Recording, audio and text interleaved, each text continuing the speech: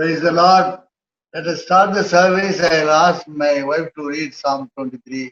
Your Bible, please take your Bible and follow us.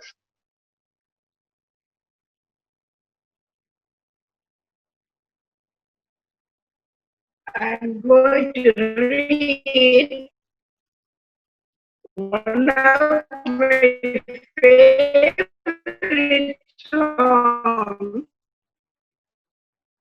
because from childhood I have been taught to learn the song by heart. I hope all of you are doing shepherd. I lack nothing. He makes me lie down in green pastures. He leads me beside quiet waters. He refreshes my soul. He guides me along the right path for his name's sake. Even though I walk through the darkest valley, I will fear no evil, for you are with me. Your rod and your staff, they comfort me. You prepare a table before me in the presence of my enemy. You anoint my head with oil. My cup overflows. Surely your goodness and love will follow me all the days of my life, and I will dwell in the house of the Lord forever. Amen. This is a psalm that is helping both of us now. We are living alone, that's the two of us, uncle and I. And I praise the Lord for this beautiful song. Let us pray. Father God, we have come into your presence this morning. Thank you, Lord. We could come because of grace. Thank you, Lord. You are a holy, righteous God, great and mighty God, God who has created the whole universe with your word, the awesome God, holy righteousness. Father God, you desire from us. Thank you, Lord Father. We could come into your presence just because of your grace. Nothing but your grace, Lord, we are saved. And we live by grace every day, and one day we will be glorified by your grace and grace. Thank you, Lord Father, that we are gathered in our own homes. Yet, Lord, we know that your presence is with us. We pray, Father God, come with this service in your hands. We pray for your presence with us, and also, Lord, we pray, Father, the speaker, anoint him, the Father, the Holy Spirit, speak a word. And thank you, Lord. We are living on word only, that the word will be, word comes from you and it will be a blessing to us, God. Let us not, we pray, Father, spare Dr. Chandra Singh, be with him. Lord, bless him, bless his family, Lord, God. We pray the word, Lord, that we not only hear us, but do us of our God. Thank you, Lord, Father, for this technology that we could, Lord, worship and exalt your name wherever we are. And also, Father God, we pray for Sunday school, the Sunday school children, and Lord, also, Lord, even other parts of this world join the Sunday school children, Lord, Father. Thank you, Lord. For the joy, Lord, Father. I pray for blessing upon these children and teachers. Lord, we pray, Father, the children, Lord, beautiful children, you entrust in your hands, Lord. They as they hear your word and Lord, experience the love of God in given in the day, Lord. We pray, Lord, not one child will escape from the love of God. Father, I commit every child in your hands to bless them, Lord. Lord, we pray, miss the little children, Lord, Father, who used to help in the church, Lord, Father. Your lovely children, Lord, we pray, thank you, Lord, for them. We pray, Lord, dear Lord, you take care of them because, Lord, your kingdom of heaven is like little children, Lord, Father. We pray every little child, Lord, Father, in the name of Jesus. Thank you for the families, Lord, who come Sunday after Sunday.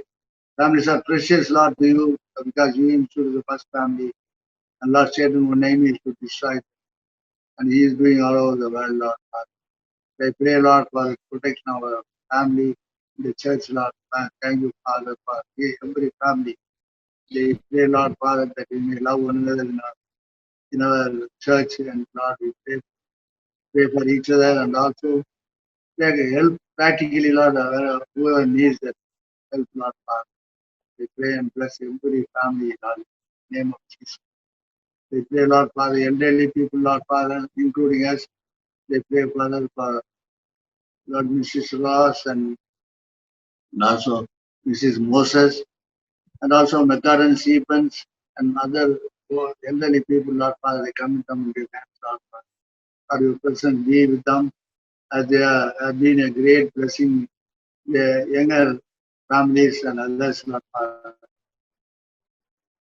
We pray, Lord, give you bless the elderly people with good health and protect them from any fall, Lord Father. The angels are protecting, Lord Father. They pray and bless every elderly person, Lord Father. In the name of Jesus. We pray, Lord Father, this corona virus, Lord, troubling whole world, Lord, shaking up. We believe, Lord, that you have sent with the purpose. The purpose may be fulfilled, Lord Father. Till such time, Lord, we pray, Lord, protect us, Lord, protect your people, dear people, young children, and Lord, and also families, protect from any, especially not this coronavirus or any disease, and Lord, keep good health and strength, Lord. Yes, Lord, you are God who protect us, Lord. You are God who has promised, Lord, your protection and good health and strength, Lord. We thank you, Lord Father. Once again, we want to, Lord, commit this service in your hands. Pray for your blessing, Lord. Bless our time together, your presence and your blessing upon each of us, Lord. We give all glory and honor to you. Second, this service and ask all this in Jesus' precious name. Amen.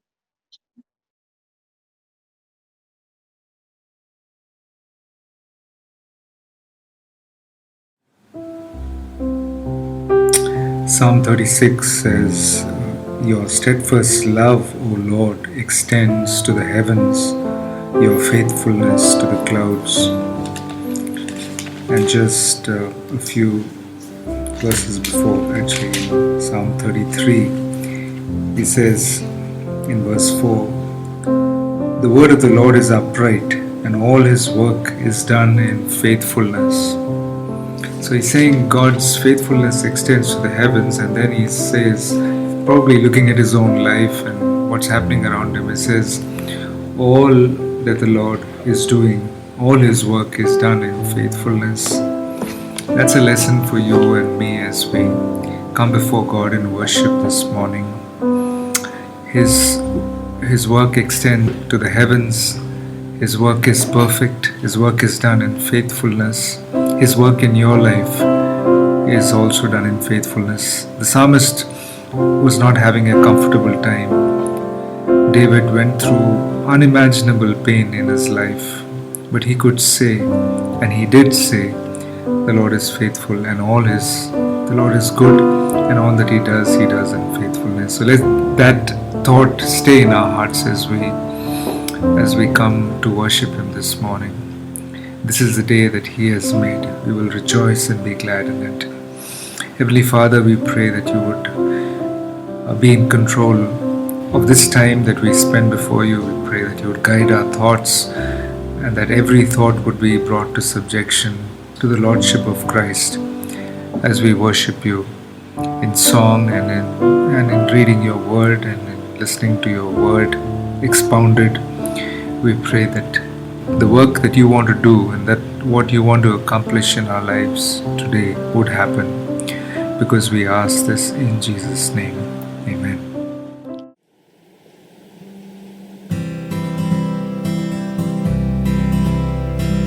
Come, now is the time to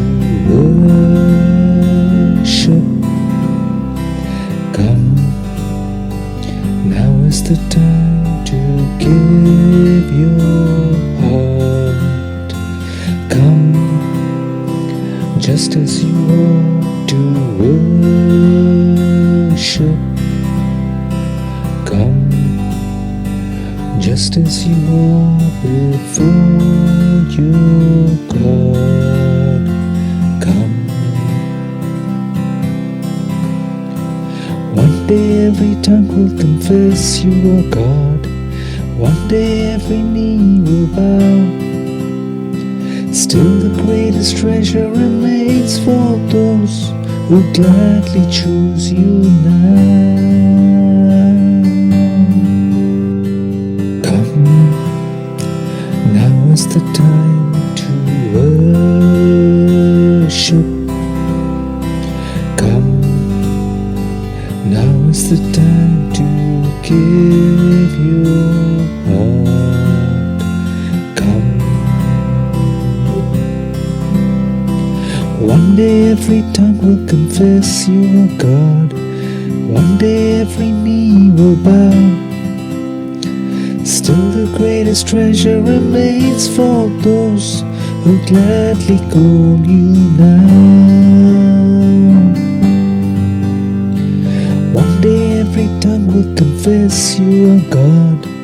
One day every knee will bow. Still the greatest treasure remains for those who gladly choose you now. Come, now is the time to worship. Come, now is the time to give your heart. Come, come, come, come. The everlasting God, or the name El Olam, was given by Abraham in Genesis chapter 21 verses 33. This is a time when he makes a covenant with Abimelech, and he calls out to the Lord and say, everlasting God, a God who doesn't change with time, doesn't change with season, but a God who remains the same forever and ever. We worship a God, and He is a God everlasting. As we sing this song, may we worship Him and recognize and acknowledge the fact that He is an everlasting God. From everlasting to everlasting, you are God. From everlasting to everlasting, you are God. In holiness you stand secure through culture shifting sand, unchanged by all the vanities of man. As nations rise and fall, your sovereignty remains. You are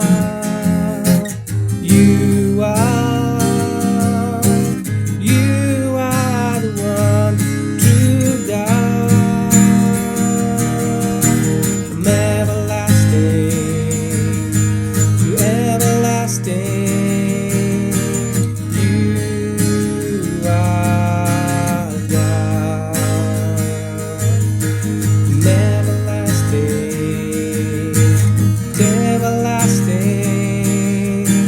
you are God. In faithfulness your love extends through times of turbulence, adopting those who call upon your name. In every generation joins the song of grateful praise. You are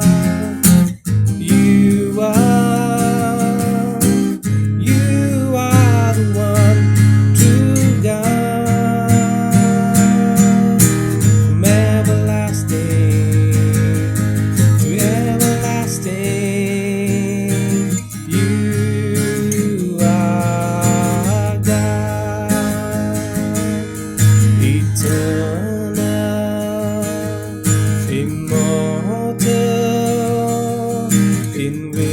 invisible God, eternal, immortal, invisible God.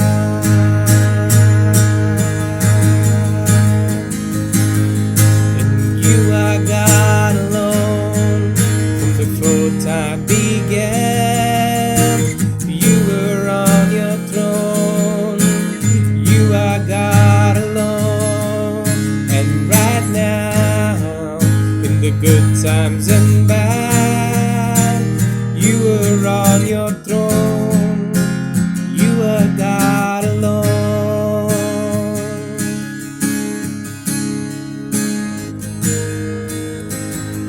Unchangeable, unshakable, unstoppable, that's what you are. Unchangeable, unshakable, unstoppable, that's what you are. Eternal, immortal, invisible God. Eternal, immortal, invisible God.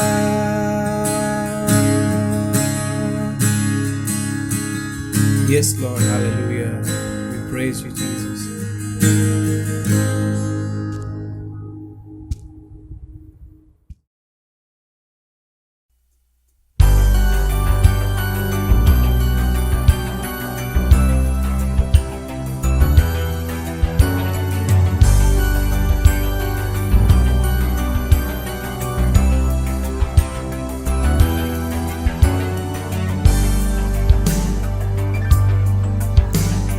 He is exalted, the King is exalted on high.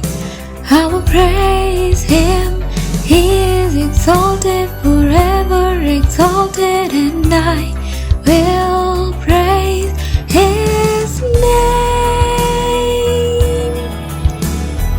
He is the Lord, forever His truth shall reign. Heaven and earth rejoice in His holy name. He is exalted, the King is exalted on high. He is exalted, the King is exalted on high. I will praise Him. He is exalted, forever exalted, and I will praise His name. He is the Lord, forever His truth shall reign. Heaven and earth rejoice in His holy name. He is exalted, King is exalted on high.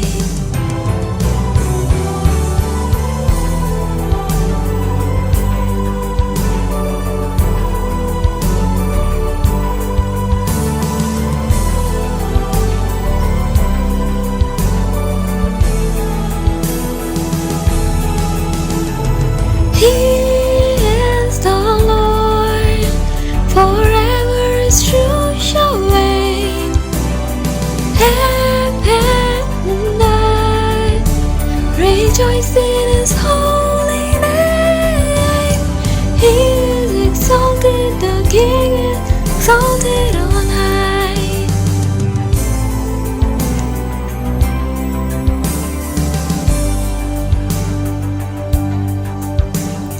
He is exalted, the King is exalted on high.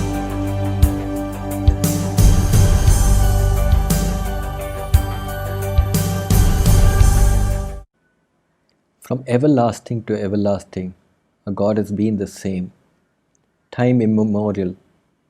He's been the defender of the weak. He's been the comfort for those in need.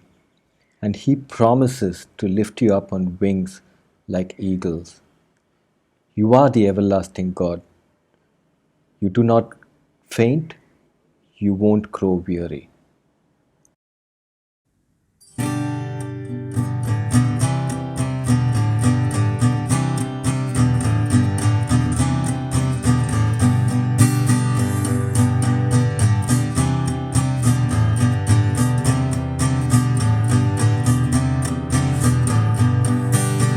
Strength will rise as we wait upon the Lord. We will wait upon the Lord. We will wait upon the Lord.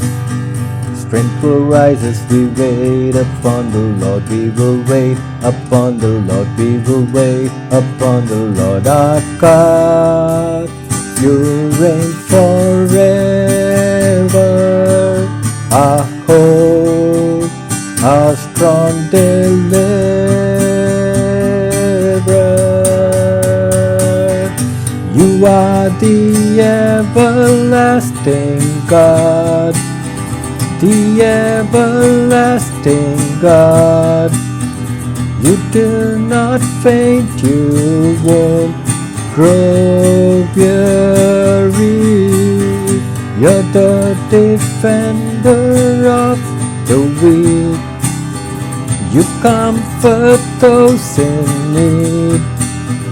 You lift us up on wings like eagles. Strength will rise as we wait upon the Lord. We will wait upon the Lord. We will wait upon the Lord. Strength will rise as we wait upon the Lord. We will wait upon the Lord. We will wait upon the Lord our God. You reign forever. Our hope, our strong deliverer.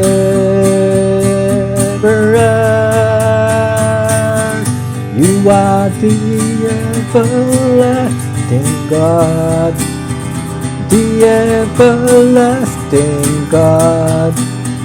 You do not faint, you won't grow weary.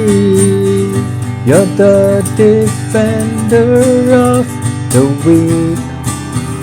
You comfort those in need. You lift us up on wings like eagles. Yes, Lord, you lift us up on wings like eagles, Lord, because you're everlasting. You do not grow faint or weary. Our God, you reign forever. Our hope, our strong deliverer. You are the everlasting God, the everlasting God. You do not faint, you won't grow weary. You're the defender of the weak. You comfort those in need. You lift us up on wings like eagles.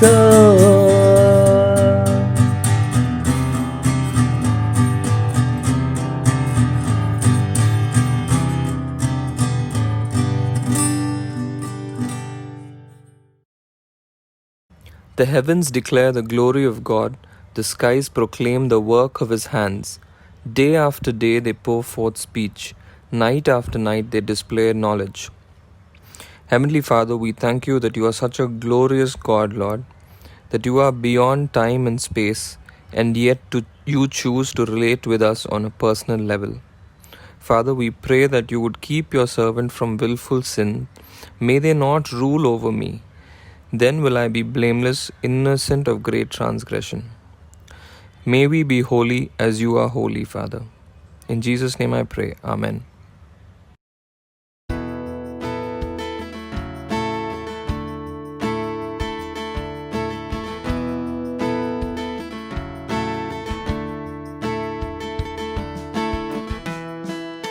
Lord of all creation,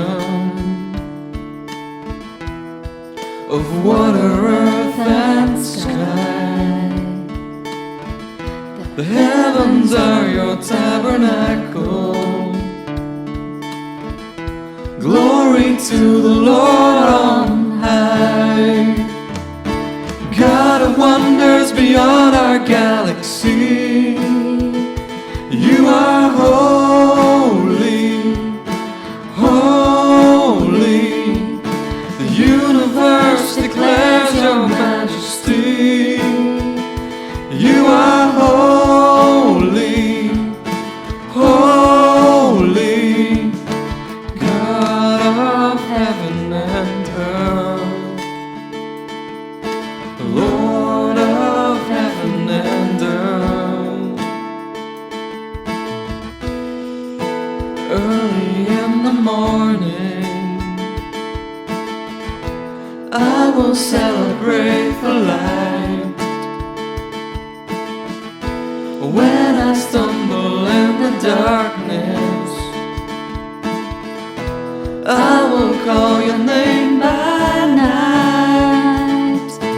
God of wonders beyond our galaxy, you are holy, holy. The universe declares your majesty.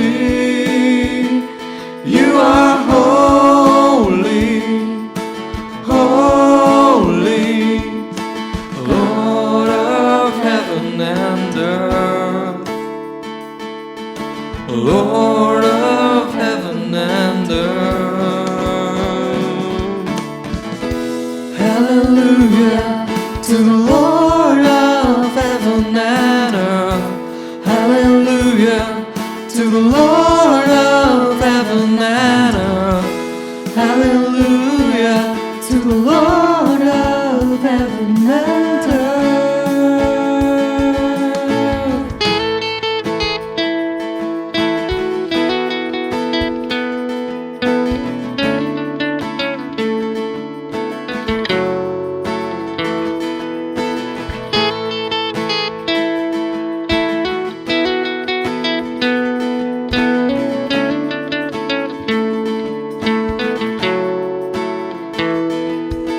God of wonders beyond our galaxy, you are holy, holy. Precious Lord, reveal your heart to me. Father, hold me, hold me. God of heaven and earth, God of heaven and earth.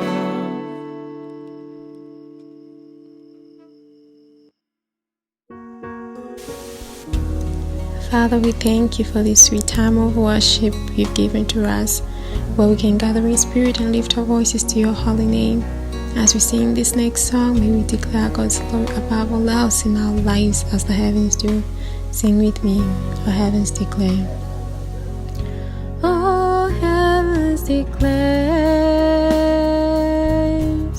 the glory of the risen Lord.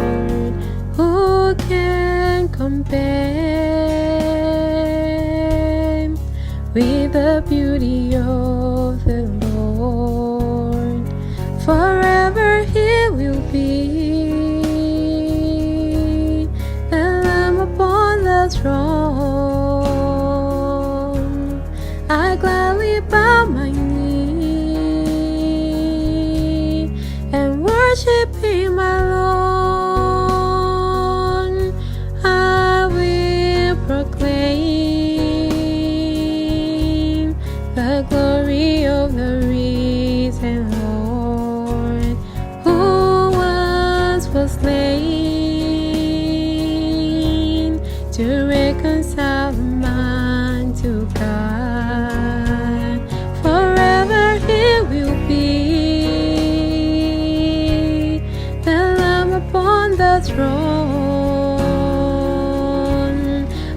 gladly bow my knee and worship Him alone. Forever He will be the Lamb upon the throne.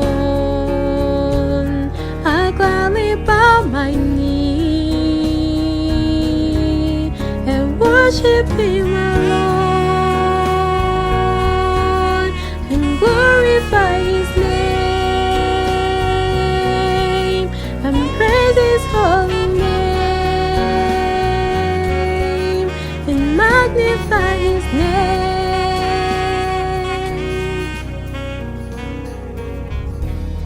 Forever He will be the Lamb upon the throne. I gladly bow my knee and worship Him alone. Forever He will be the Lamb upon the throne. I gladly bow my knee and worship Him alone.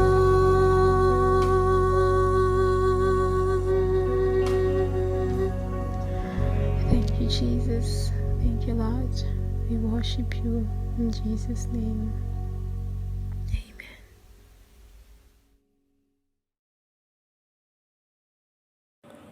Good morning, church. I'm Karen, and today I'm going to be sharing about the hymn Blessed Assurance.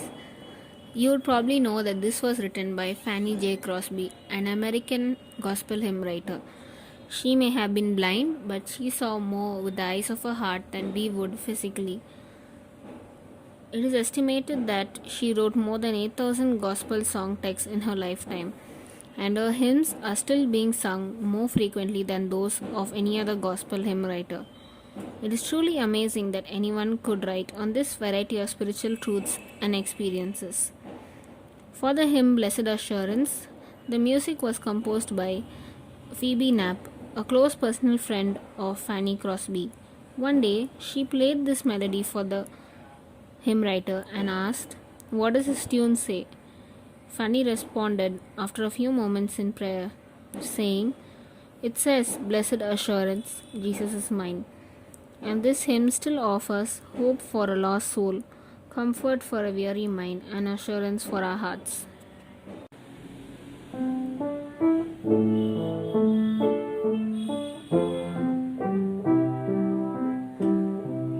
Blessed assurance, Jesus is mine.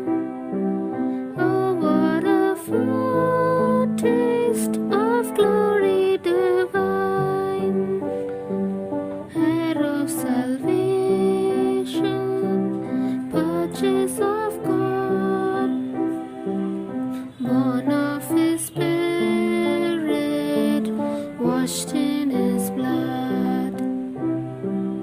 This is my story, this is my song, praising my Savior all the day long. This is my story, this is my song, praising my Savior all the day long. Perfect submission, perfect delight, visions of rapture now burst on my sight. Angels descending, bring from above echoes of mercy, whispers of love. This is my story, this is my song, praising my Savior all the day long. This is my story,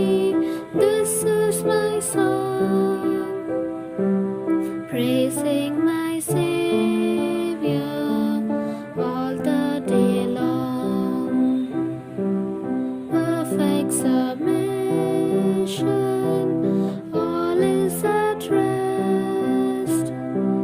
I in my Savior am happy and blessed, watching and waiting, looking above, filled with His goodness, lost in His love.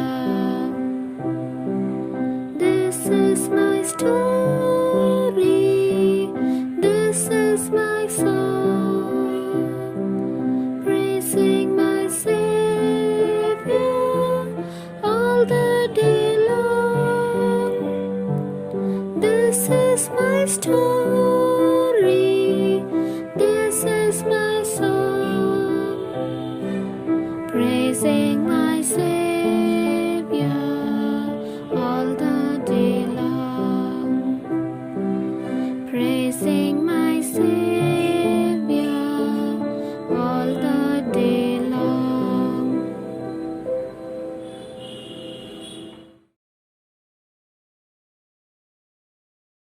Good morning, church. Today's Bible reading is taken from Paul's second letter to Corinthians, chapter 5, verses 11 to 21. 2 Corinthians, chapter 5, verses 11 to 21. The ministry of reconciliation. Therefore, knowing the fear of the Lord, we persuade others, but what we are is known to God, and I hope it is known also to your conscience. We are not commending ourselves to you again, but giving you cause to boast about us, so that you may be able to answer those who boast about outward appearance and not about what is in the heart. For if we are beside ourselves, it is for God. If we are in our right mind, it is for you. For the love of Christ controls us, because we have concluded this, that one has died for all, therefore all have died, and He died for all, that those who live might no longer live for themselves, but for Him who for their sake died and was raised. From now on, therefore, we regard no one according to the flesh. Even though we once regarded Christ according to the flesh, we regard Him thus no longer. Therefore, if anyone is in Christ, he is a new creation. The old has passed away. Behold, the new has come. All this is from God, who through Christ reconciled us to Himself and gave us the ministry of reconciliation. That is, in Christ God was reconciling the world to Himself, not counting their trespasses against them, and entrusting to us the message of reconciliation. Therefore, we are ambassadors for Christ, God making His appeal through us. We implore you on behalf of Christ, be reconciled to God. For our sake He made Him to be sin, who knew no sin, so that in Him we might become the righteousness of God. Praise be to God. I greet you all in the name of our Lord and Savior Jesus Christ. As I was praying, asking the Lord, what is it that I should focus on from my daily meditation, this particular passage in 2 Corinthians spoke to me very strongly. And that is about the ministry of reconciliation.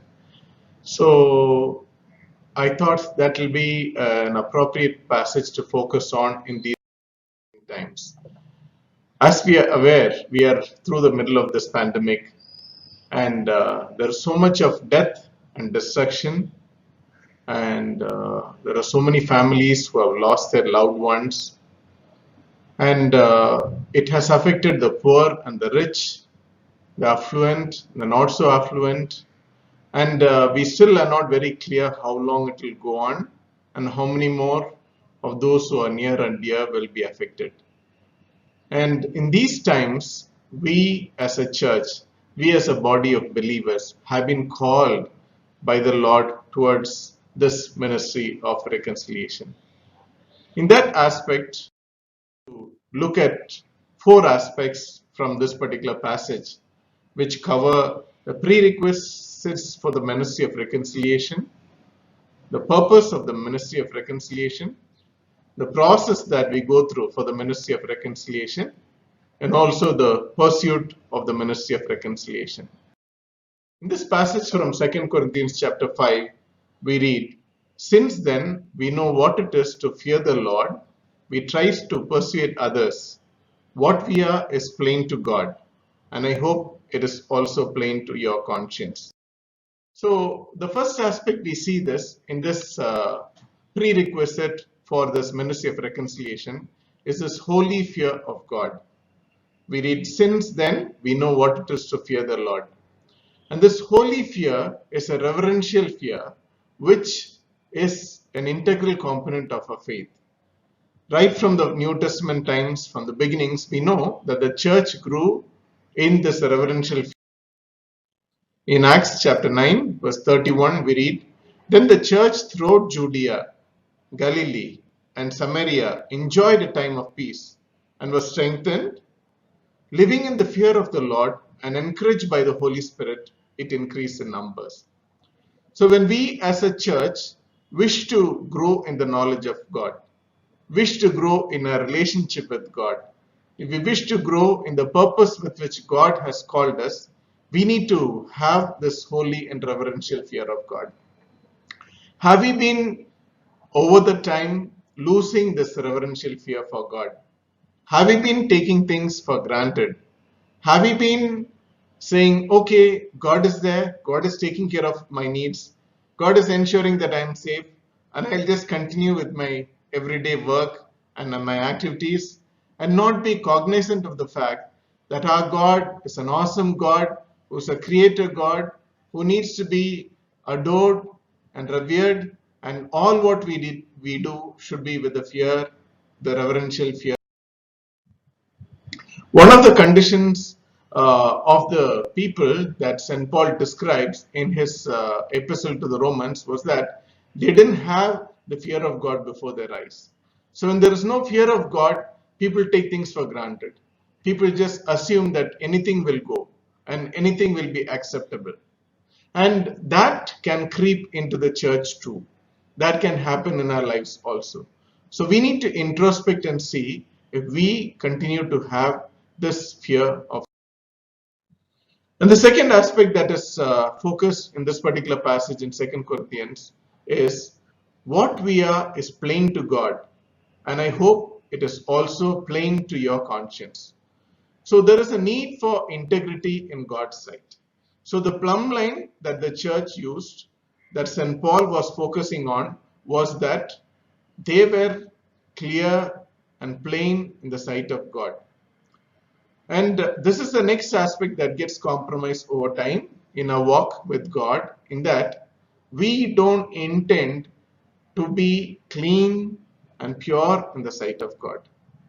As the world goes, we tend to focus on being diplomatic, being acceptable in the sight of the world, being approved in the world's sight. But in the sight of God, we don't show that much importance of being correct. We see that right from the Old Testament times. We know that King Saul, before his downward spiral started, he started taking things casually. He started assuming that he could do what was not permitted for him to do. The sacrifice which Samuel was supposed to offer, he hastily offered. And when he was very clearly commanded that he should not leave any of those livestock, he, with his greed, said, "This is for sacrificing to your God," and he brought back. And this lack of integrity and taking things for granted was a prerequisite for a downfall. Went ahead of many men of God who ultimately had a downfall. So we need to examine ourselves and see if this integrity is compromised in our lives. And the third aspect which St. Paul is talking about is the preparedness to face those who take pride in external accomplishments. In this verse we see, so that you can answer those who take pride in what is seen rather than what is in the heart. And we are surrounded by people and a culture which takes pride in the external accomplishments, in the external decoration, and the facade that seems to convey that everything is going fine. But as we noted in the previous point, God looks at the integrity of our heart. God looks at how we are in our accomplishment internally, in our growth with Him, in our intimacy with Him, in our obedience to Him. So if He were to ask you today, my son, my daughter, how is your growth in your internal being? How is your intimacy with God? How is your love for God? If that is growing, then it will increasingly compel us towards this ministry of reconciliation. So that is what St. Paul focuses on in terms of the prerequisites in the ministry of the reconciliation. So after we have meditated on this aspect of the prerequisite, we have to look at the purpose of the ministry of reconciliation. So if we look at God's big purpose for this world, we know that He is a righteous God, and His purpose and His desire is that His love could be poured out on human beings. And He never intended the world and man for destruction. But unfortunately, as sin crept in, there was a deep crevice that separated God from man. And His purpose of this reconciliation started long ago. We read that very clearly in this passage. In verses 14 and 15, we read, "For Christ's love compels us, because we are convinced that one died for all, and therefore all died. And He died for all, that those who live should no longer live for themselves, but for Him who died for them and was risen again." So if we were to examine ourselves to see, is this purpose ingrained in our lives? Because St. Paul says, those who live should no longer live for themselves, but for Him who died for them and was risen again. Now this whole world is going through intense struggle and agony because people live for themselves. Every decision making, every choice is based on what is the best for them. And that is the pattern of the world. But when God has called us, He has called us to look at things with this perspective that we should no longer live for ourselves, but for Him who died for us and was risen again. If we understand the depravity of the human beings, if we understand that we are lost completely without God, if we accept the fact that the transformation has been brought about by what Christ has done for us, if we approve of the fact that nothing but the blood of Christ could save us, do we wholeheartedly say that I do not live for myself, but for the one who has called me? If that is so, that will translate into how we conduct our lives. Read about this in the Acts of the Apostles also, when he says, "But Peter and John replied, which is right in God's sight, to listen to you or to Him? You be the judges. As for us, we cannot help speaking about what we have seen and heard." So when they experienced the transformation, that completely changed their outlook. That gave them the boldness. And the anointment of the Holy Spirit enabled them to boldly proclaim the Sanhedrin, though they had a potential possibility of losing their lives. They could be imprisoned. And all the threat that was posed to them, they ignored, because they just could not control themselves. And has this been our experience also? Because we have experienced the inner transformation and because we have been reconciled with Christ, can we go and say, I no longer live for myself, but for the one who has called me, who has reconciled me? In Romans chapter 9, we read in verses 2 and 3, where St. Paul says, "I have great sorrow and unceasing anguish in my heart. For I could wish that I myself were cursed and cut off from Christ for the sake of my people." Why did he say that? Because he knew that though he was an ardent Jew and he was obeying the law, he knew that salvation could not be obtained through the law. So he said that he wished that he could be cut off so that his people could be saved. He had such a passion for his people, and that is what drove him to boldly proclaim the gospel. Can we say that we are filled with this kind of a passion to share the message of reconciliation with the people who we live with? And in Acts chapter 20, verse 24, we read St. Paul saying that, however, I consider my life worth nothing to me. My only aim is to finish the race and complete the task the Lord Jesus has given me, the task of testifying to the good news of God's grace. So when we experience this reconciliation and when we experience this transformation, our whole life and our whole being revolves around this one purpose of God's plan of reconciliation and salvation. And whatever we do is based on that. What is it that hinders us from proceeding in that direction? If we were to examine ourselves and say, no, I have been preoccupied with my own self, then that probably means that we have not understood the depth and width and height of the love of Christ. We can't say that nothing can separate us from the love of Christ, because we have been possibly preoccupied with a whole lot of things that possibly are not what.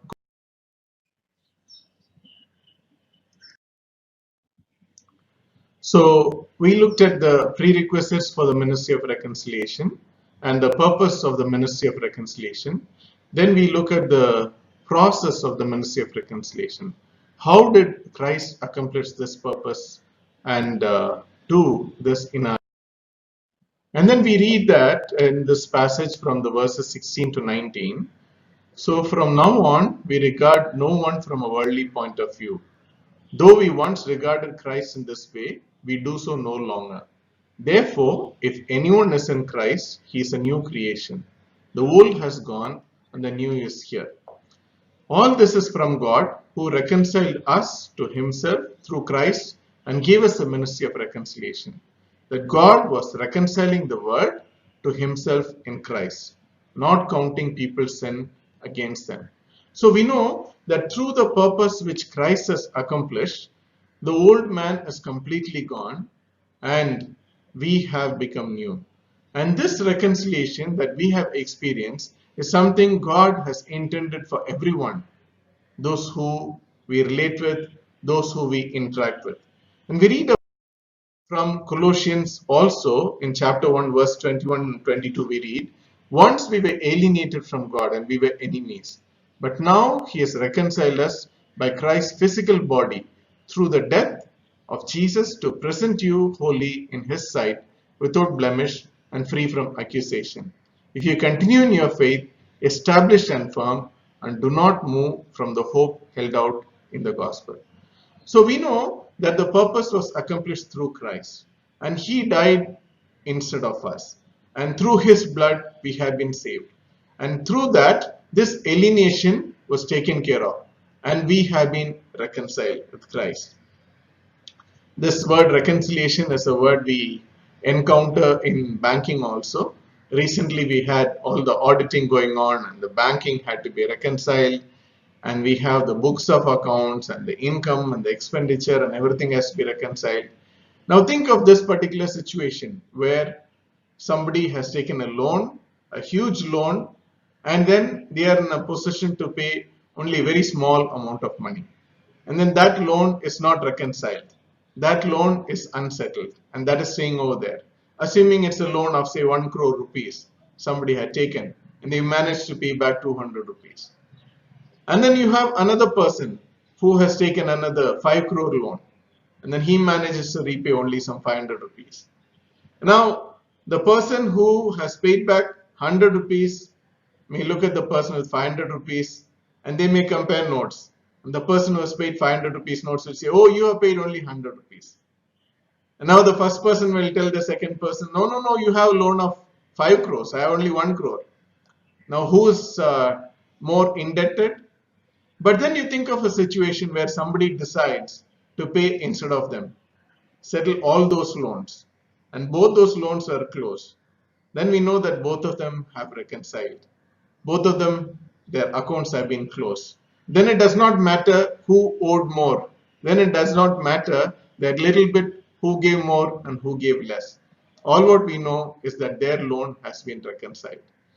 And that is what has happened to us in Christ.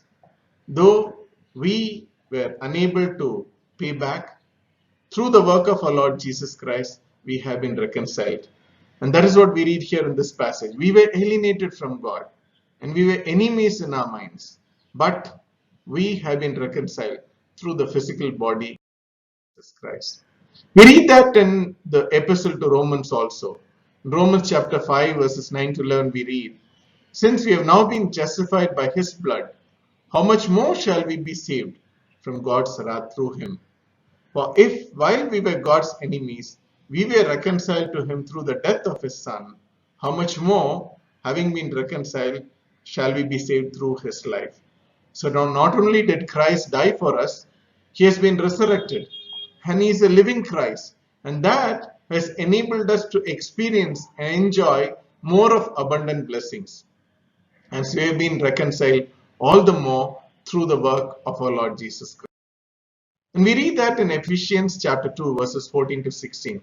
We read, for he himself is our peace, was made the two groups one, and had destroyed the barrier, the dividing wall of hostility.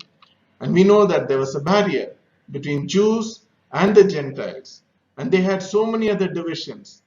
But in Christ, through the death of our Lord Jesus Christ, there's been a reconciliation.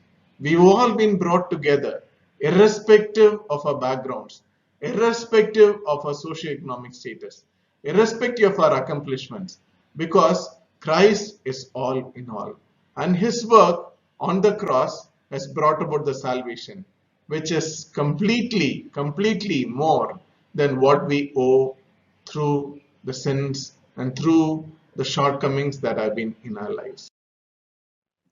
Then lastly, we need to look at pursuit of this ministry of reconciliation. We looked at the prerequisites of what we need in our own selves to partake in this ministry of reconciliation. Then we looked at the purpose of ministry of reconciliation, why that was required, and the process of how our Lord Jesus Christ had accomplished that. And lastly, we look at the pursuit of the ministry of reconciliation. So here he says, we are therefore Christ's ambassadors, as though God were making his appeal through us. We implore you on Christ's behalf, be reconciled to God. So in this passage, St. Paul says that we are ambassadors of Christ. Now we all know for the different countries what the role of the ambassador is. Now the ambassador of the United States of America, when he utters something in China, then it is as if the American president has said. And that is the voice of the United States of America. Similarly, we have been called to be ambassadors of our Lord Jesus Christ, ambassadors of this ministry of reconciliation. And we echo what God intended to speak through us.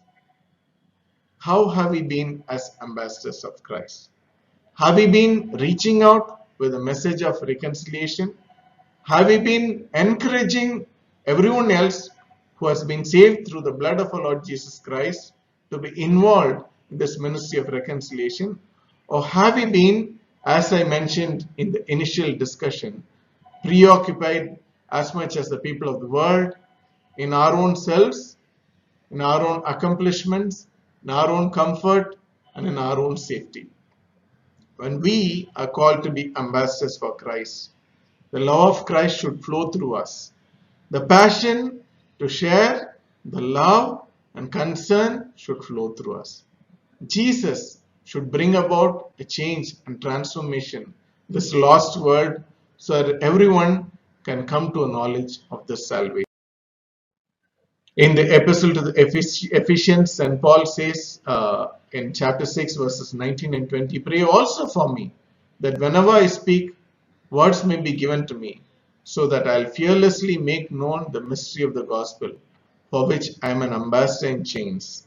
Pray that I may declare it fearlessly as I should. Because as we know, he was imprisoned, he was unable to preach the gospel, but he continued to write. He continued to be a witness for Christ in the cells of the prison. And he continued to ask for prayers so that he would continue to make known the mystery of the gospel.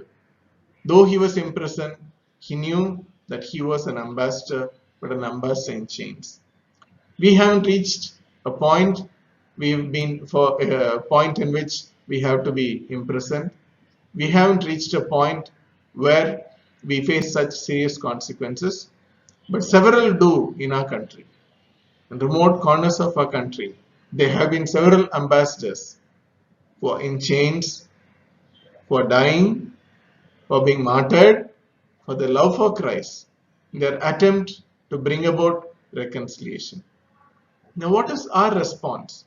And we are called to be ministers of Christ. We are called to be in the ministry of reconciliation, to bring about a change, transformation in the lives of people. We read this particular incident about Paul and Barnabas in the Acts of the Apostles. We know that there was a sharp disagreement between Paul and Barnabas, and John Mark was a cousin of Barnabas, and Barnabas wanted to take him, but Paul did not think it was wise to take him because he had deserted them on the way. And we read in verse 39 that they had such a sharp disagreement that they parted company. Barnabas took Mark and sailed for Cyprus, but Paul chose Silas and left, commended by the believers to the grace of God.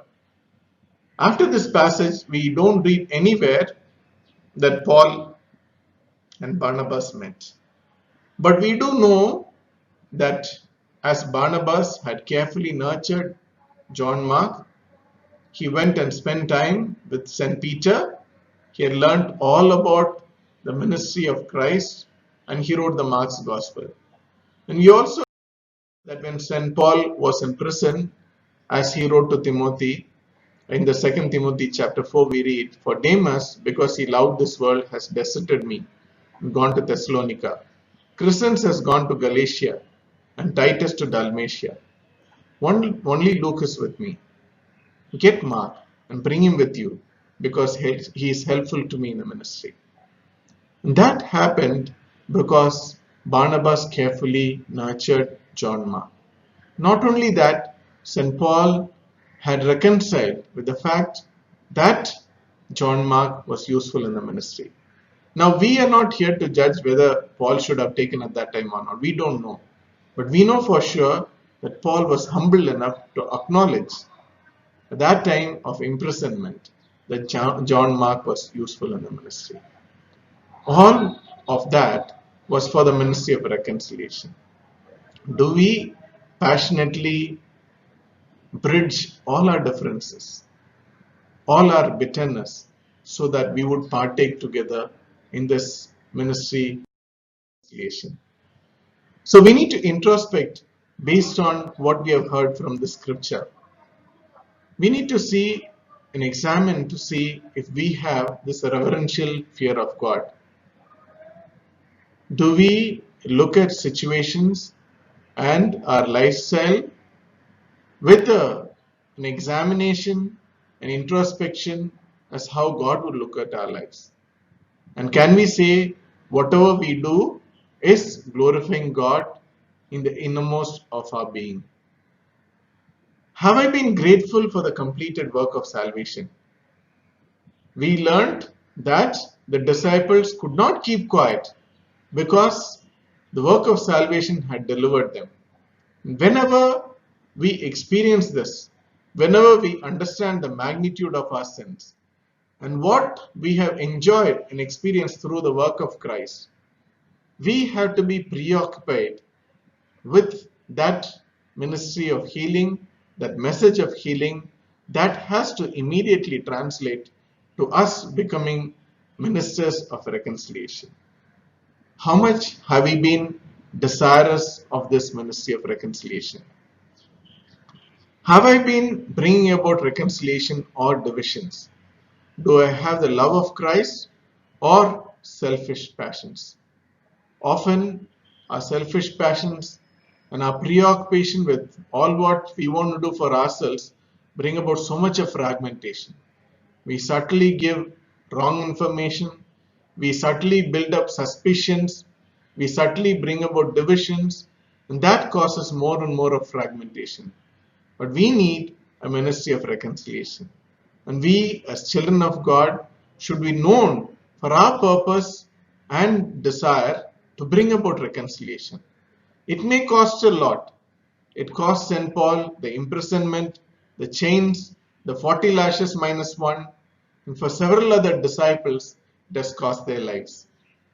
Many people have been disenfranchised, they've been imprisoned, they've been put to death, they have been stripped naked, made to walk in their passion for the ministry of reconciliation. What is the price that we have paid in our desire to partake in this ministry of reconciliation? Do I take pride in what is seen rather than what is in the heart? That is the pattern of the world, to take pride in a whole lot of things that are seen, the whole lot of things which they use to measure themselves. And the scripture says that if we measure ourselves with things that are not worth, we are not wise. If we compare ourselves with ourselves, we are not wise. Do we measure our love with that of what the Lord Jesus has shown? Do we measure a passion with that of those forerunners who have been passionately been messengers of reconciliation? We also need to see if we are being propelled by the love of Christ to be ambassadors for the completed work of salvation, or we have been just propelled by our own selfish motives. We know that St. Paul wasn't hesitant to call himself as an ambassador in chains. We may not be in chains, but have we been ambassadors of this work of reconciliation? Though I have great sorrow and unceasing anguish in my heart for those who are lost. In this passage we read this, no? St. Paul had great sorrow and unceasing anguish in their heart for those who are lost, without the knowledge of the completed act of reconciliation. We know that 2000 years ago the work was complete, but we know that millions haven't heard. Am I filled with great sorrow? And have I been conducting myself in such a way that I do my part for this gospel to reach those who haven't heard it? There are several ways we can do it. And if you have been doing, well and good. If you have not been, today is the day to look at ways and means by which we can bring about reconciliation. As I mentioned in the introduction, we have millions of people who are marching towards a Christless eternity. Thousands of people come in contact with us for various means. Recently, I thought of one another way by which I could reach out to somebody. I got one of the spam mails from the mail address of someone known to me, and I know from the mail that this is a person who's stranded in another foreign country, who cannot access his OTP, and somebody related to him is admitted for a bone marrow transplant, and immediately 2 lakhs has to be transferred. And I know that this is a spam. But then I decided, this person is expecting a reply back from me. Why not write to him the gospel? So I made a template of a gospel message. And I have resolved that whenever I get spam mails like this, I'll send back the gospel. Because they are trying to cheat. They're trying to eat into somebody else's reserves. Because they don't know what is right. They have not been reconciled. I'm just giving this as one example. There are several other hundreds and thousands of ways by which we can be messengers of reconciliation. If we examine our ways, and if our preoccupation is with God's completed plan of salvation, we will find many, many ways of being these messengers of reconciliation. So as we begin this week, may our Lord give us an opportunity to introspect more and to identify areas where we need to submit ourselves completely to God, where He will enable us to be these messengers of reconciliation, to involve in this ministry of reconciliation. May our Lord bless these words. Thank you. Shall we pray? Father God, we thank you for your word. Thank you, Lord, for this epistle where St. Paul passionately conveys how He is desirous of us to be in this ministry of reconciliation. Lord, we know that there are several other areas where we can grow. The whole world is hurting. Enable us, Lord, to play our role, to accomplish the purpose with which you have called us, so that we'll bring about reconciliation. We'll bring about healing in the lives of those who have not tasted your love. We pray, Lord, that you'll open our eyes so that we can see the harvest that is plentiful. We pray, Lord, that you'll open our ears to the desperate cry of the people who are marching towards Christless eternity. We pray, Lord, that you'll preoccupy our thoughts with plans and purposes not centered around our own selves, not be desirous of our own self-aggrandizement, but we will passionately reach out to bring about reconciliation in this diseased world, so that we'll have many more who will become new creations, so that the old is gone and everything is new, so that these people with whom we come in contact with will be able to taste your love and live for you. Be with us and guide us in a pursuit of excellence with the knowledge of Christ, intimacy in our relationship with Christ, and a passion for the purpose of Christ, so that our lives will be fully in line with what you want it to be, so that our lives will be filled with the fruit of salvation. In the name of Lord and Savior Jesus Christ we pray. Amen.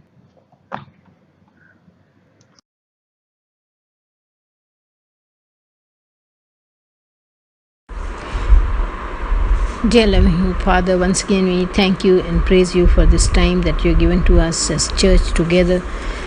Dear Lord, as we gather together today, Lord, we just praise you and thank you that even in this time of lockdown, dear Lord, you have united us together. Thank you, dear Lord, for the opportunity that you have given to us, dear Lord, to draw closer to you in this time. We thank you and praise you, dear Lord, who you are, because you are worthy of all honor and praise and worship. Thank you, dear Lord, that you are the Creator God who has chosen us, dear Lord, for a special purpose on this earth, and especially times like this. We just thank you and praise you, dear Lord, for who you are. Thank you, dear Lord, for choosing us as your children. Thank you, dear Lord, for dying for us on the cross. Thank you, dear Lord, for forgiving our sins, dear Lord. We pray, dear Lord, that you'll, in this very moment, dear Lord, you'll wash us once again with all the sins that we have committed, which we have not confessed. Dear Lord, we pray that there'll be nothing hindering our petitions reaching to you. We thank you and praise you, dear Lord, for your listening ear and your eyes that are roaring around to see. Thank you, dear Lord, for this time of coming closer to you, even when we are far away from each other, dear Lord. We thank you for this technology that you have given to us, that we can come to you. At this time, dear Lord, we especially pray for the world around, dear Lord, which is so much of distress. There's so much of distress, there's so much of discontentment, so much of depression, so much of death, so much of disease. Oh Lord, we pray, dear Lord, at this time, we know, dear Lord, that your hand is upon the world, and dear Lord, you have done this for a purpose, that all of us, people, will recognize, will know, will seek your face, dear Lord. We thank you, dear Lord, that you are the peace. You are the one who gives us peace. You are the one who gives us comfort. So, Lord, we commit all those people who are really distressed, who are seeking at this time, who are lonely, who are under attack of this COVID, and Lord, many of them have lost their families. Many of the youth people, dear Lord, who have committed suicide. Many of the people, dear Lord, who have lost their jobs. Oh Lord, we pray that you will comfort them and give them the peace, help them to see the purpose behind all this. And Lord, that through all this, dear Lord, they will turn back to you and seek you. Oh Lord, we pray for the economic crisis that is around in the world, dear Lord, today. Oh Lord, we pray, dear Lord, we know, dear Lord, that you are the provider of all our needs, dear Lord. We pray, dear Lord, that you will help the governments around, dear Lord, to seek the ways and how to solve all the problems. Oh Lord, help them to rule in justice and in righteousness, dear Lord. We pray especially for the leaders of the world, dear Lord. We pray, dear Lord, that you will help them to seek wisdom from you, dear Lord, so that they will make the right decisions, right plans, dear Lord, how to get the economy back, how to get the jobs back. Oh Lord, we pray that you will have mercy on us. Thank you, dear Lord. We especially also pray, dear Lord, for the leader countries, dear Lord. We especially pray for US, dear Lord. We're going to have elections, dear Lord. Oh Lord, this country was blessed so much, dear Lord, that they'll be a blessing to other countries in the world, dear Lord. But Lord, it's so sad to see that many of the people have rejected you. Many of the people, dear Lord, have thrown you out of their homes, out of their schools. Oh Lord, forgive them, dear Lord. Forgive them, dear Lord. Once more, dear Lord, we pray that you will give them the opportunity to turn back, to return and repent, and, Lord, give you the right place in the place which you deserve, dear Lord. So, Lord, in seeking the electing of next president, dear Lord, we pray, dear Lord, you give the wisdom to the citizens, and Lord, that they'll make the right choices. They'll be able to see, dear Lord, what you had planned. They'll be able to see, dear Lord, what is right in your sight. Oh Lord, let them not lower their standards so much, dear Lord, that they'll go away from you, dear Lord. We pray you'll have mercy, dear Lord. Help them, dear Lord, to understand. Stir their hearts and minds, dear Lord. Open their eyes, dear Lord, to see what they need to do at this very crucial time, dear Lord, when they have to choose the next president. Oh Lord, we pray that your will be done in this country. Dear Lord, we also pray for your country, for your own very country, dear Lord, Israel. Oh Lord, at this moment when we see, dear Lord, so many things are going on in that country, dear Lord, we pray, dear Lord, that as they make treaties with other countries, dear Lord, we pray that they will once again seek your face first, dear Lord. In the old times, dear Lord, when Israelites sought to ally with other nations, dear Lord, there was disasters, dear Lord. And, oh Lord, when they sought you, you did the very best for them, and you showed, dear Lord, that you are the Lord God Almighty, especially of this people. So Lord, once again, dear Lord, we pray, dear Lord, as the time is going by, we pray that they will understand, they will know, they will seek that you are the Messiah they've been waiting for. Oh Lord, open their eyes, dear Jesus. We pray, dear Lord, that you will only help them to understand who you are. Oh Lord, at this time we also pray for our brother in Haggai, brother Temifo Olumai, who has lost his wife 2 days ago, dear Lord. We pray that you will comfort him. Comfort him, dear Lord, as he was planning to take the online course. We pray, dear Lord, that you will guide them what next has to be done. Dear Lord, we pray for even our own government, our own country, dear Lord. There's so much of infection and so much of deaths, dear Lord, and economic crisis. The poor people are suffering, and Lord, so many young people have lost jobs. They have lost sight of their purpose. Oh Lord, we pray that you will continue to guide them, continue to help them, dear Lord. We pray for the families who have lost their loved ones, who are diseased, dear Lord, who are lonely, dear Lord, who do not know how to meet their both hands, dear Lord. We pray, dear Lord, that you will only watch over them, dear Lord, and protect them and help them, give them wisdom, dear Lord. Help them to seek you, dear Lord. It is a time to seek and to turn to you, dear Lord. We pray that especially for Christians in this country, dear Lord. There's so many missionaries and so many poor people, dear Lord, who are being persecuted, who have nowhere to go, nowhere to say anything, dear Lord. Oh Lord, we pray that like the times of Israelites, dear Lord, you will provide for their needs. You will protect them, dear Lord. You protect their wives, their children. And Lord, as you protected the Israelites, dear Lord, with a cloud at night, and Lord, fire at night and cloud in the daytime, dear Lord. Oh Lord, we pray that it will help them experience the same thing for our missionaries, dear Lord. Provide for their needs, dear Lord, as you provided for the Israelites manna in the wilderness, dear Lord. Oh Lord, help them to really experience your presence at this time. Oh Lord, so we pray, dear Lord, for people who love you, and Lord, who know you personally. So Lord, we pray that you'll deepen your relationship, our relationship with you. And Lord, help us, give us grace, dear Lord, that we'll be we'll love others, dear Lord, and this will be the time, dear Lord, that we'll be a witness to you. And Lord, we'll provide for them, we'll help them out in in their distress. We pray for the people who have backslidden, dear Lord, in this time when they ask many questions, when they're confused, when they do not know what's happening, when they ask many questions regarding how their indecisiveness, dear Lord, and confusion. We pray, dear Lord, that you will only stir their hearts, that your Holy Spirit will guide them and show them, dear Lord. We pray, dear Lord, that you will bring them back to your fold, dear Lord, and that they also will find comfort and peace in your word. We pray for the daily fellowship that our church members are having in KPTR. We thank you for this enriching experience that they enjoy. We pray, dear Lord, through all this, dear Lord, your word will be revealed to each one of us and unite us together, dear Lord. And we pray, dear Lord, that through all this, dear Lord, we'll experience the closeness to you and will continue to have intimate relationship with you. And Lord, that this will be the time that we will be able to have will be deeply grounded and rooted in your word, that we'll be able to teach others who are weak, we'll be able to lift others who find that they are hopeless situations. Dear Lord, we pray that you will help us, that we will pass on to what you have taught us to next generation. Oh Lord, we especially pray for our youth. We pray for the people who are studying online and who are finding it difficult in their courses. We pray for the people who have lost time. We pray for the people, youth, dear Lord, who have lost their jobs, who are doing their exams, and the things are so different and difficult for them. We pray for the exams that have appeared for the next election and their careers, dear Lord. We pray that you will be their guide and help them, dear Lord, that they will just learn to depend on you in this time. We also pray for the families, dear Lord.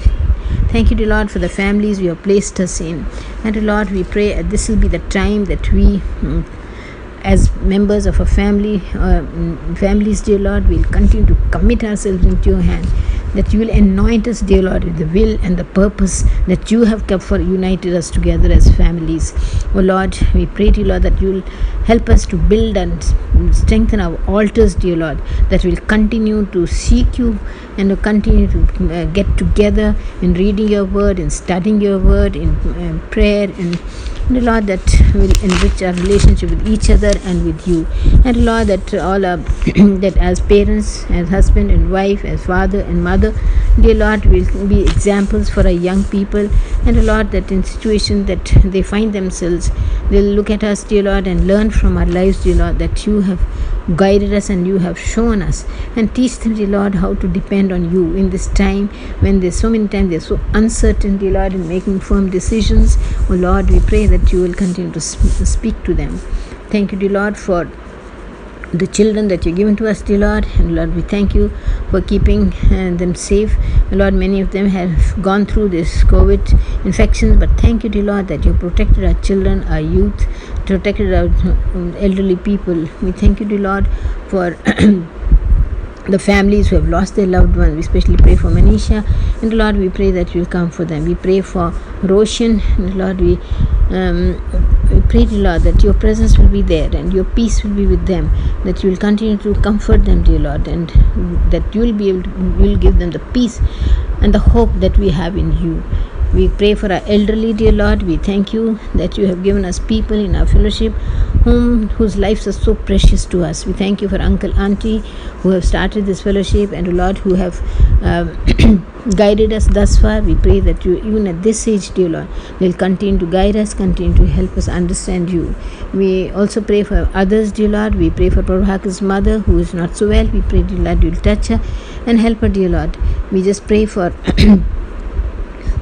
all others, dear Lord. We do not know how they are, but Lord, we just entrust them into your care. And Lord, we pray that you will protect them from this time of infection. You meet their needs, and Lord, as they walk around, as they eat, as they sleep, dear Lord, your presence will be with them. Help them not to feel lonely, but Lord, they find comfort in your presence, dear Lord. We also pray for young couples, dear Lord, who are busy in their work, and dear Lord, they are unable to look after their little ones.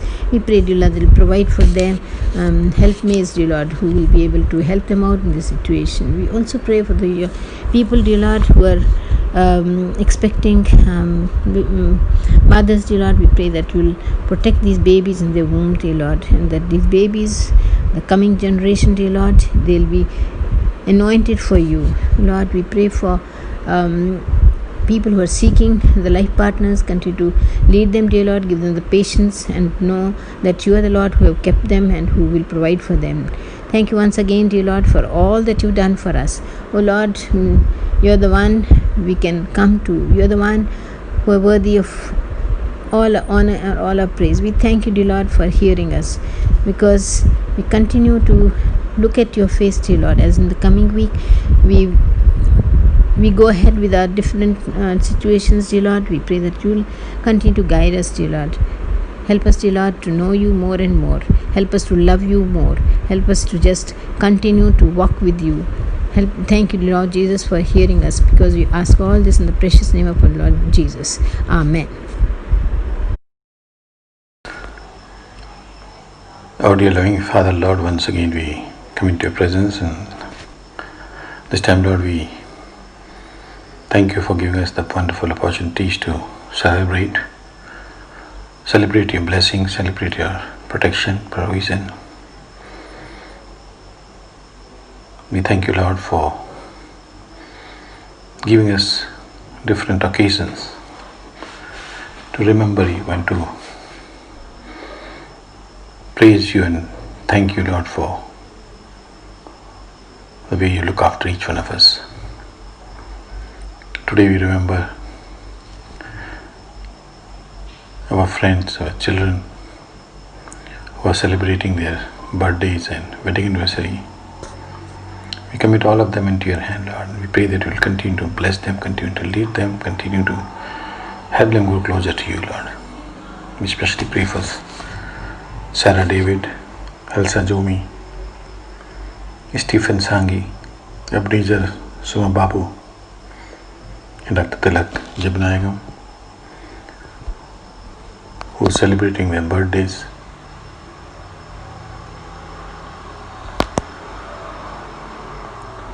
We pray, Lord, that you will keep them in good health, bless that food and the water which they take, especially, Lord, at this time when many of them are involved in patient care. We pray that you will protect them, continue to bless them, Lord, so they can be the blessing for others. We also, Lord, especially remember DJ Christopher and Manju. We thank you, Lord, for the wonderful way you brought both of them together, and you have blessed their time together and used them, Lord, for your ministry. You have blessed them for wonderful children. We pray, Lord, that you continue to be with them, continue to help them grow closer to each other and also to you, Lord. And we pray that they will continue to serve you the way we have been doing so far. We also, Lord, we pray for VDS and Beulah Chandrasekhar, who has been such a blessing to all of us in the church. The involvement in teaching and looking after the people, looking after the families through their magazine. Lord, we pray that you will continue to be with them, give them good health. And we pray, Lord, that you will bless their time together as they spend with the families together. We thank you, Lord, once again for hearing our prayer, because we believe that when we speak, when we put our request to you, Lord, you are always here and answer according to their perfect time. We ask this in Jesus' precious name. Amen. Let us close this service with the grace of our Lord Jesus Christ, The love of God and the fellowship of the Holy Spirit be with you all now and forever. Amen. God bless you. Praise the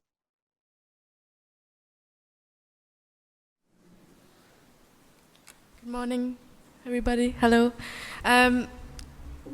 It's good to be back. I wrote this song that I'm about to sing. Is basically what inspired me was the privilege that we have to know and love a God like our God, and that when we are lost and when we're at a crossroad, we can go to Him and say, "Lord, show me the way." So this song is called "The Way."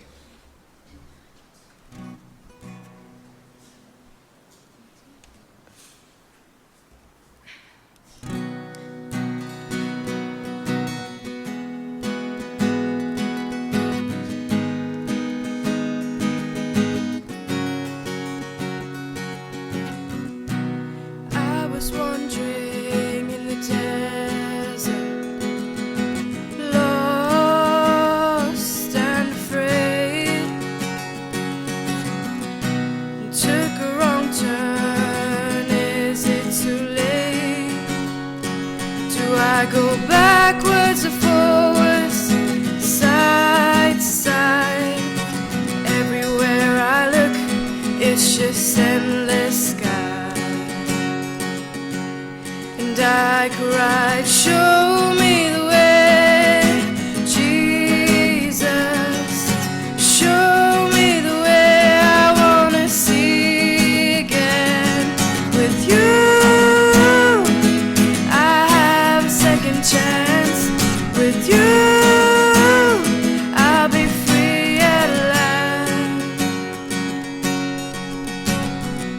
No longer wandering, I'm a follower, following the light on the right path.